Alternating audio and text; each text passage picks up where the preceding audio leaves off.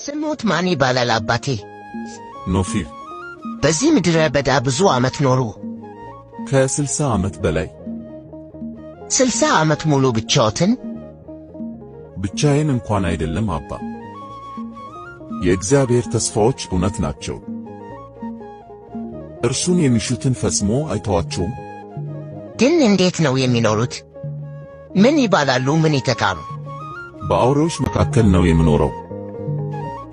የምበላው ከመሬት ቅጠልና ከዘንባባ ቴምር ነው። ነፍስን የሚያረካት እግዚአብሔር ነው። የሥጋንም ፍላጎት የሚቀንስ እርሱ ነው።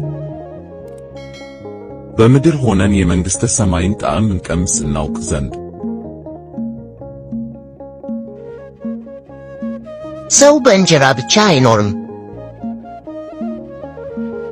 ከእግዚአብሔር አፍ በሚወጣ ቃል ሁሉ እንጂ። ከእግዚአብሔር ጋር ስትኖር መንፈስህ ፈጽሞ አይደክምም። ይቅርታ አድርጉልኝ አባ፣ እዚህ መኖር እንዴት ጀመሩ? እንደ እንግዳ ሆኖ መኖር ምን ነበር። ከዚህችም አለ እንግዳ ሆኜ መሄድን።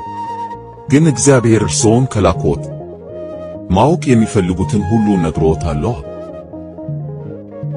ከልጅነቴ ጀምሮ በቤተ ክርስቲያንና በእግዚአብሔር ፍቅር ነው ያደግኩት።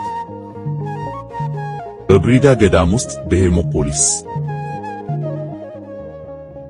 አሽሞኒን አቅራቢያ። ገና ከልጅነቴ ጀምሮ የገዳማዊ ሕይወት በውስጤ ተመስርቷል።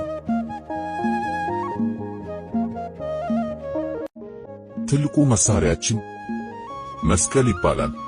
የክብር ባለቤት ጌታችን ኢየሱስ ክርስቶስ ጠላቶቻችንን ሁሉ ያሸነፈበት የመስቀል ምልክት ሰርተህ በምታማት ጊዜ በቀኝ እጅህ አድርግ። ምክንያቱም ቃሉ እንደሚለው ቀኝ ትይዘኛለች እንዲል።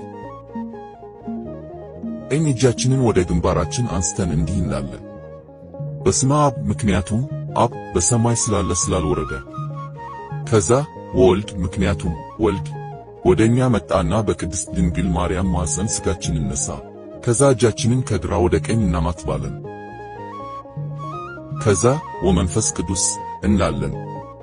ምክንያቱም የክብር ባለቤት ጌታችን ኢየሱስ ክርስቶስ ወደዚህች ዓለም ስለመጣ ከድቅድቅ ጨለማ ወደሚያስደንቅ ብርሃን አመጣን። ራሱን በመስቀል ላይ አሳልፎ በሰጠ ጊዜ እጅግ ብዙ አስተማሩን። እናም ውስጤ በጣም ረካ።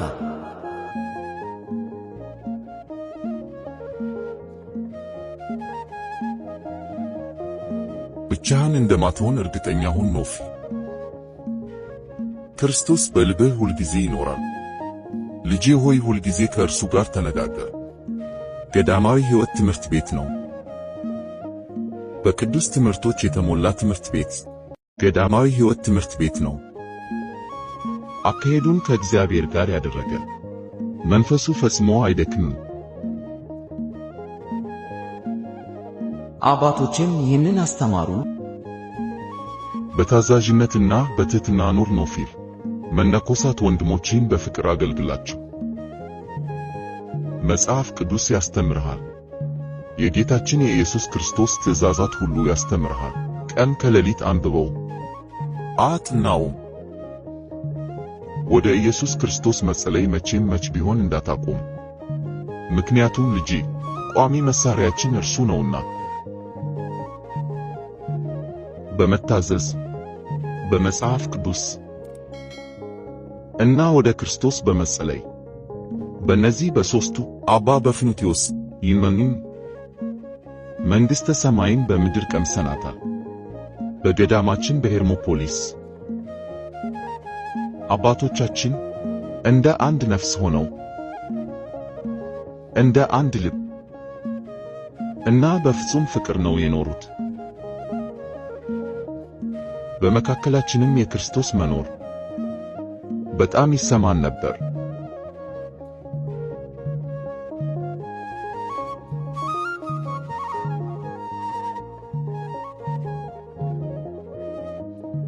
ልጄ ሆይ እመነኝ፣ በመነኮሳት አባቶቼ ዓይን ውስጥ ፍጹም ፍቅርን አይቻለሁ። መንፈሳዊ ተጋድሎን እንዴት መጋደል እንዳለብኝ ከነርሱ ተምሬያለሁ። እናም አንድ መነኩሴ በሕይወቱ ውስጥ ብዙ መልካም ባህሪያትን እንዴት ማግኘት እንደሚችል ወደ ጌታ ኢየሱስ የሚያቀርቡትን ባህሪያት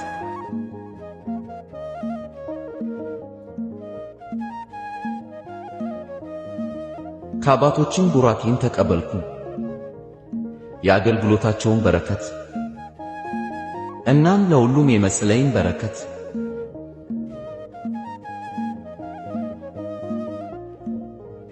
ሕግን በዓይኖቼ ፊት አደረጉ። አስተማሩ፣ ሐሳቦቼን በሙሉ ሁልጊዜ ጌታዬና መድኃኒቴ ኢየሱስ ክርስቶስ ላይ እንዳደርግ አስተማሩ።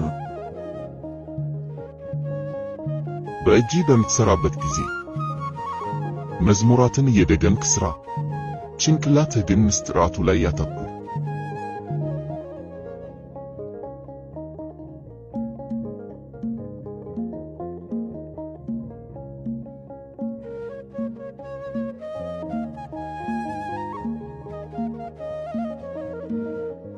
እግዚአብሔር እረኛዬ ነው፣ የሚያሳጣኝ የለም። በለመለመ መስክ ያሰማራኛል፣ በዕረፍት ውኃ ዘንድ ይመራኛል። የአንድነት የአርምሞ እና የሥራ ሕይወት ገዳሙን በምድር የተተከለች ገነት አደረጋት።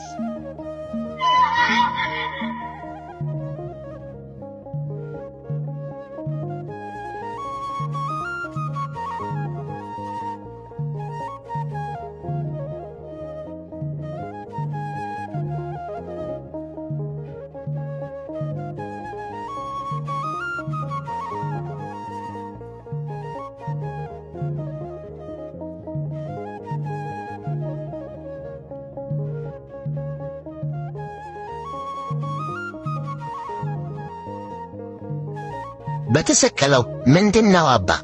ምንም አደለም ልጄ፣ ከእግዚአብሔር ጋር የሚኖር መንፈሱ ፈጽሞ አይደክምም።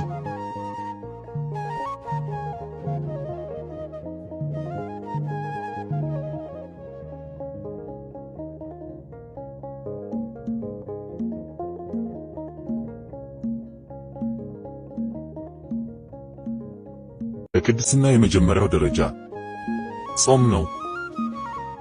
ሥጋ በሚጾምበት ወቅት ነፍስ ኃይል ታገኛለች፣ ብርሃንም ይሆንላታል። ሌሊትን በንቁ ሕሊና ሆነህ መጸለይ ትችላለህ። እናም የበጎ ነገር ጠላት ማታለያዎችን ማሸነፍ ይቻላል። ዛሬ ራስህን አስገድደህ ያደረካቸው ነገሮች ነገ በጣም ቀላል ይሆናሉ። በተቻለ መጠን መጽሐፍ ቅዱስ አንብብ፣ ሐሳቦችህን ያስተካክልልሃል።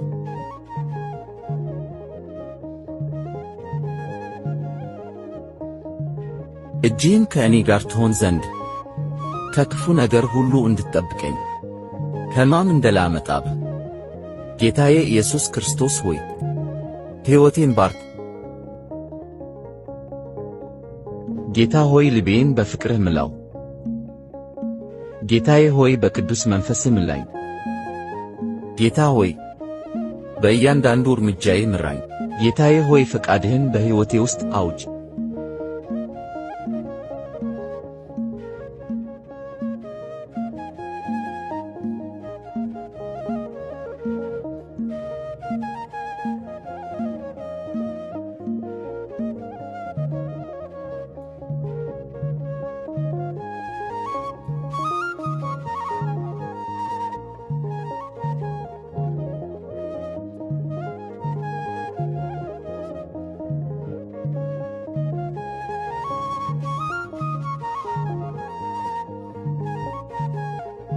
ልጆቼ መንግሥተ እግዚአብሔር ልናገኘው የሚገባ ትልቁ ግባችን ነው። እንድናገኘው ልባችን ንጹሕ መሆን ይኖርበታል። ልበ ንጹሐን ብፁዓን ናቸው እግዚአብሔርን ያዩታልና።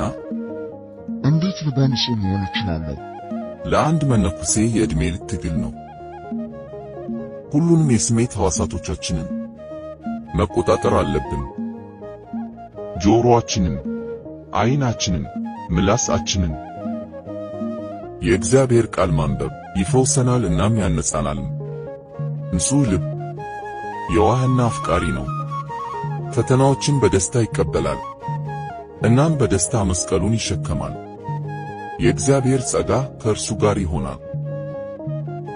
ተመልከቱ የኔ ተወዳጆች፣ ተመልከቱ ይህን የተቀደሰ ኅብስት። እንዴት ነበር የተጋገረው? መጀመሪያ ስንዴ ነበር።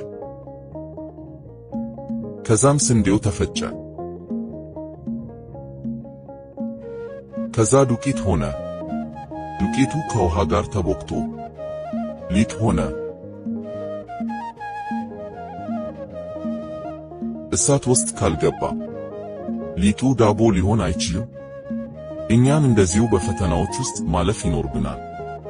ዓለማዊ ምኞቶቻችንን ለመካድ እና ልክ ከውሃ ጋር እንዳልተቀላቀለ ዱቄት ለመሆን። ያም በእኛ ላይ የመንፈስ ቅዱስ ሥራ ነው። ከእኛ ላይ ይበታተናል፣ ይጠፋልም። ገብቶችኋል?